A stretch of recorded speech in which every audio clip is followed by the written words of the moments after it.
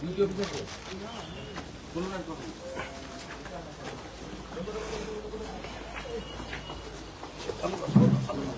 মন্ডল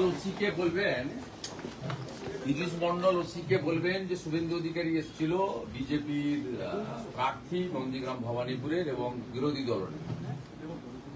যেদিন ভারতীয় জনতা পার্টির প্রথম লিস্ট বেরোয়, এখানকার বিশিষ্ট নেতা, জেলার নেতা বিশ্বনাথ ব্যানার্জিকে দল মনোনয়ন দেয়নি। উনি হোয়াটসঅ্যাপ কল করে উনি এবং আরেকজন পুলিশ অফিসারের সঙ্গে কথা বলিয়ে দিয়েছিলেন। আমাদের কাছে কমপ্লিট রেকর্ডটা আছে। আফটার এমসিসি এগুলো পুলিশের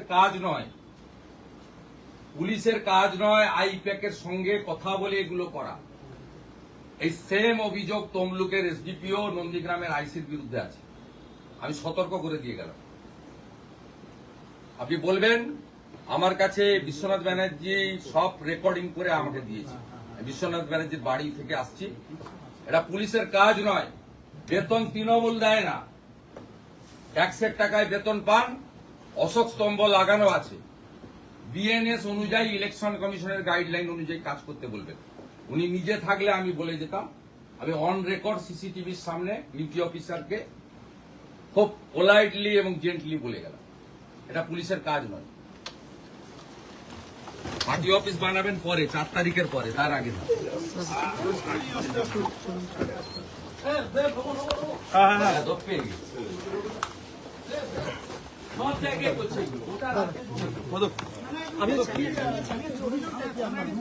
মন্ডল বলে ওসিএসকে ওকে পাইনি, চলে গেছে, মানে পালিয়েছে হয়তো। আমি ডিউটি অফিসারকে বলে গেছি যেদিনকে বিজেপির প্রার্থী তালিকা বেরোয়, আমাদের বিশিষ্ট নেতা প্রার্থী পদের অন্যতম দাবিদার বিশ্বনাথ ব্যানার্জি মনোনয়ন পাননি।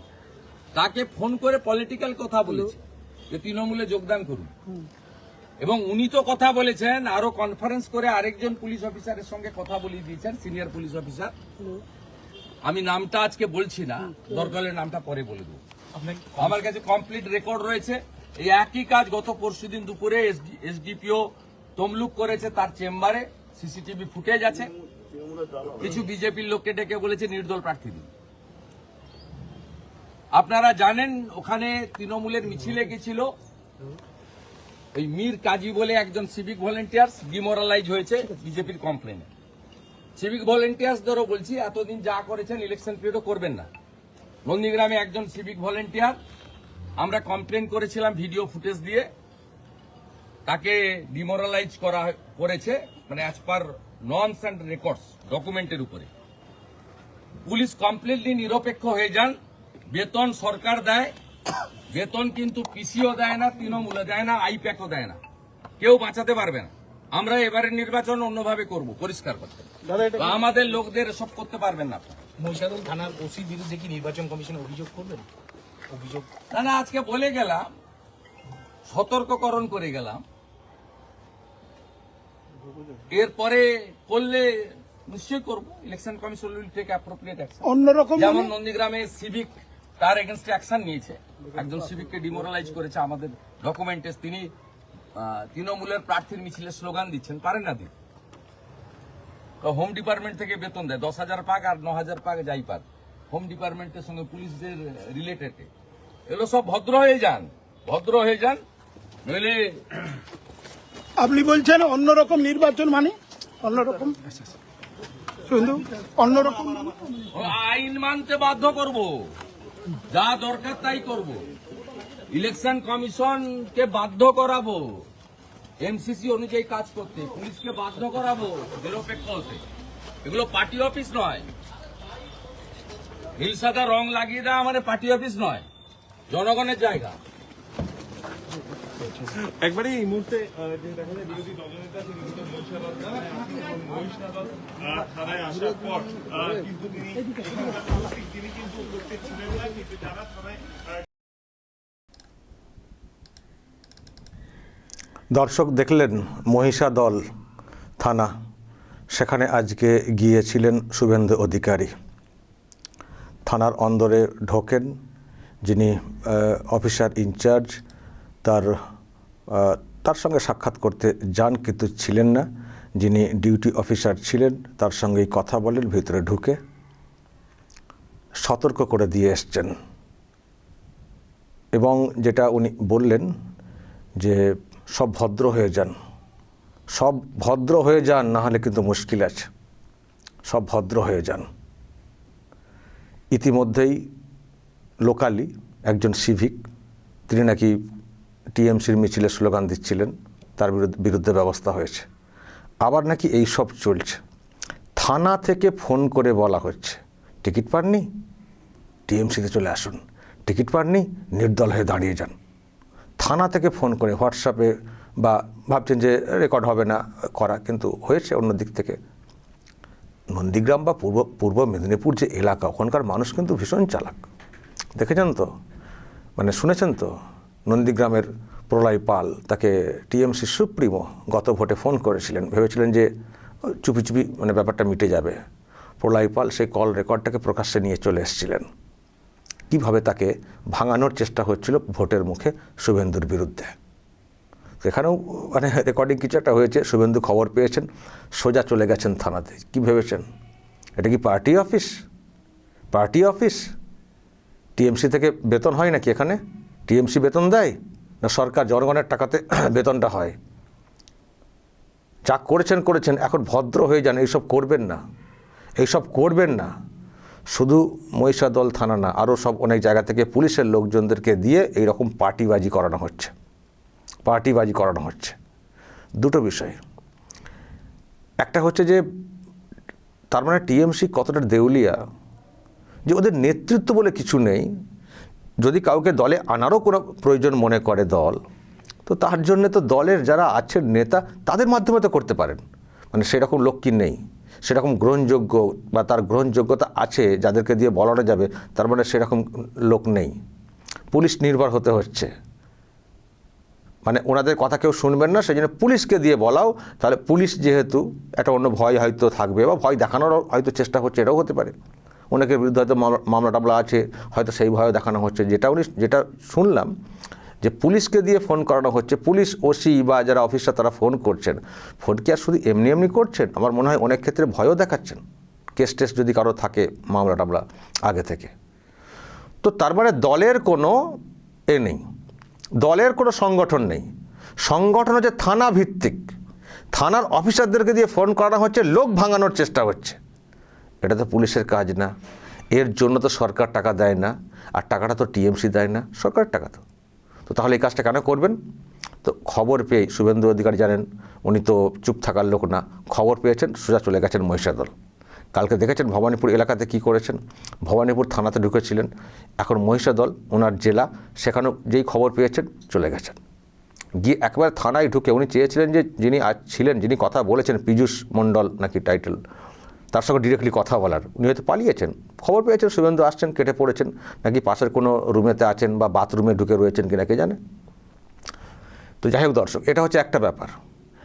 আর একটা যেটা আমি বলতে চাইছি, এবার বুঝছেন তো যে কেন মুখ্য নির্বাচন কমিশনার জ্ঞানেশ কুমার এত বদলি করছেন এই রাজ্যে, এত আইপিএস ডিএম কেন বদলি মানে করছেন, বুঝছেন তো? এই তো সরকারি অফিসার, পুলিশ অফিসার, ওসি, এদেরকে দিয়ে তো পার্টির কাজ করানো হচ্ছে। তো এইরকম অ্যালিগেশন যখন কমিশনের কাছে যাচ্ছে, প্রমাণ যাচ্ছে, তো কমিশন কি চুপ করে বসে থাকবে? কমিশন কি এই আগে যা হয়েছে, এখন যিনি আছেন মুখ্য নির্বাচন কমিশনার, উনি কিন্তু খুব কঠোর। আর টিএমসিও বুঝছে কার পাল্লাই পড়েছে। হ্যাঁ, সেই কথায় আছে না, যেমন বুনো ওল তেমন বাঘা তেঁতুল। ভেবেছিলেন যে যা খুশি বলবো, আগেও বলেছি, আগের ভোটের সময় যা খুশি বলেছি, তারা এটাকে এড়িয়ে গেছেন, জাস্ট গা ঝাড়া দিয়ে তারা চলে গেছেন। সবাই তো সেটা না। জ্ঞানেশ কুমার, দর্শক নিশ্চয়ই ফিল করছেন, জ্ঞানেশ কুমার এই কিছু মানে এই এসআইআরের পরে একটু ধীর গতিতে খেলছিলেন, বেশি অ্যাকশান বেশি এতে করছিলেন না, কিন্তু বারবার সতর্কবার্তা দিয়েছেন, নোটিশ মানে চিঠি করেছেন, এসআইআরের যে কাজটা সেটাকে উতরে নেওয়ার, এগিয়ে নেওয়ার চেষ্টা করেছেন। যেই ফিল্ড ওয়ার্কটা হয়ে গেল, তেমনি খেলা শুরু করলেন জ্ঞানেশ কুমার। তারপরেই শুরু হলো অসঙ্গতি চেক করা। একটা বিরাট সংখ্যককে যাচাই বাছাইয়ের মধ্যে এনে দিলেন। কিন্তু ফিল্ড ওয়ার্ক যখন কমপ্লিট হয়ে গেছে তারপরে কিন্তু অ্যাকশান নেওয়াটা শুরু করলেন। ফিল্ড ওয়ার্ক যখন চলছিল খুব বেশি অ্যাকশানের পথে ছিলেন না, জাস্ট চিঠি চাপাটি করছিলেন, সতর্ক করছিলেন, কাজটাকে উতরানোর চেষ্টা করেছেন। কারণ প্রথম দিকে ঘেঁটে গেলে, প্রথম দিকে অ্যাকশান হলে উনি তো ক্ষমতায় ছিলেন না, মমতা ব্যানার্জি পুরোপুরি, এখন তো ভোট ঘোষণা, এখন তো আরও অ্যাকশানটা নেওয়াটা সহজ হয়ে গেছে। তখন তো পুরো ঘেঁটে দিতেন না, এসআইআরটা এখানে করতে দিতেন না। আর সুপ্রিম কোর্টে গেলে সুপ্রিম কোর্ট বলতো ঠিক আছে যখন হলো না এসআইআর অন্তত ভোটটা করানো হোক, নাহলে সাংবিধানিক সংকট তৈরি হয়ে যাবে। ফলে এসআইআর ছাড়াই কিন্তু ভোটটা এখানে হয়ে যাওয়ার একটা সম্ভাবনা ছিল। তো প্রথম থেকে জ্ঞানেশ কুমার একটু ধীর গতিতে চলছিলেন, যাতে একটা ফিল্ড ওয়ার্কটা কমপ্লিট হয়ে যায়, যে আগে ফিল্ড ওয়ার্কটা হয়ে যাক, তারপর তো ধরবো তো আমরা এখানে অসঙ্গতিকতায় কী আছে। তো সেই কাজটা শুরু করেছেন, সেটা হচ্ছে। আর যেই কমিশন নিয়েছে মানে ভোট ঘোষণার পরে পুরো দায়িত্ব, এখন পুরোপুরি ডিরেক্টলি স্টেট ড্রাইভে ছক্কার পর ছক্কা হাঁকাচ্ছেন।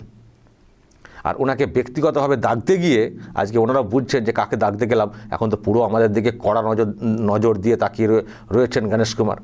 এত ব্যক্তিগত আক্রমণ করেছেন, উনিও তো রক্ত মাংসের মানুষ, উনিও যেন কোথাও একটা স্ট্রংলি বিষয়টাকে নিয়ে নিয়েছেন। ঠিক আছে, দেখব কত তোমাদের ইচ্ছে মতো তোমাদের মন মতো ভোটটা করাতে পারো পশ্চিমবঙ্গে, দেখব।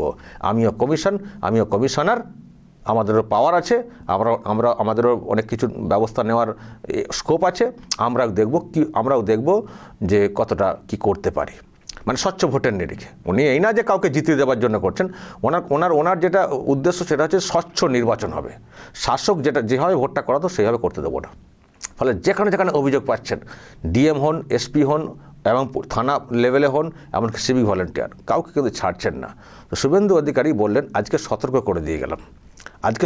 করে দিয়ে গেলাম, ভদ্র হয়ে যান। আর কিন্তু সতর্কও করব না, এবার ডাইরেক্ট অ্যাকশান হবে, সতর্কও করব না। আর এই ধরনের পদক্ষেপ শুভেন্দু অধিকারীর, যে থানাতে যাওয়া, গিয়ে এরকম করা এবং সেটা মিডিয়াতে আনাও, ফোকাসে আনা, আমার মনে হয় এগুলো কাজ করবে পুরো রাজ্যে যে পুলিশি ব্যবস্থা সকলকে সোজা করার জন্য। এটা তো একটা দুটো না, উনি দেখাচ্ছেন এরকম সব জায়গায় হতে পারে, যে কোনো জায়গায় হতে পারে। আমার দলের লোকেরা কে টিকিট পাচ্ছেন না, তাতে আপনাদের অত একিসের পড়ে গেছে, তাকে ভাঙিয়ে আবার অন্যদিকে করবেন, টানবেন। আর সত্যি তো এটা পুলিশের তো কাজ না। কোনো টিএমসি নেতা ফোন করলো বা দল ভাঙানোর চেষ্টা হলো, তখন এটা মানা যায়। পুলিশের লোককে এটা করবেন কেন? এটা পুলিশের কাজ। দর্শক বলবেন যা বলার। শুভেন্দু অধিকারী যেভাবে সতর্ক করছেন, এবং মানে শুধু ওনার বক্তব্য একটাই, নিরপেক্ষ হয়ে যান। আপনাকে কারো পক্ষে কাজ করতে হবে না, নিরপেক্ষ হয়ে যান। এটাই তো হওয়া উচিত। নাহলে বুঝবেন। তবে সতর্ক এটা আজকে উনি করেছেন। আমার ধারণা যেখানে অভিযোগ করার সেখানেও উনি করবেন, উনি যেমন কিছু কাজ প্রকাশ্যে করেন, কিছু কাজ নিঃশব্দে করেন, নিশ্চয়ই আপনাদের জানা আছে। এমন জায়গায় চিমটিটা কেটে দেবেন না, কাতরাতে শুরু করবেন, বুঝতে পারবেন না কোত্থেকে কে চিমটি কেটে দিলেন। ফলে যাই হোক, শুভেন্দু অধিকারী যেভাবে লড়ছেন, দুটি কেন্দ্রে তো লড়ছেন, নন্দীগ্রাম এবং ভবানীপুর, উনি কিন্তু মাত করে দিচ্ছেন, এটা বলতে পারি। দর্শক বলবেন যা বলার এবং নজর রাখবেন আরামবাগ টিভিতে।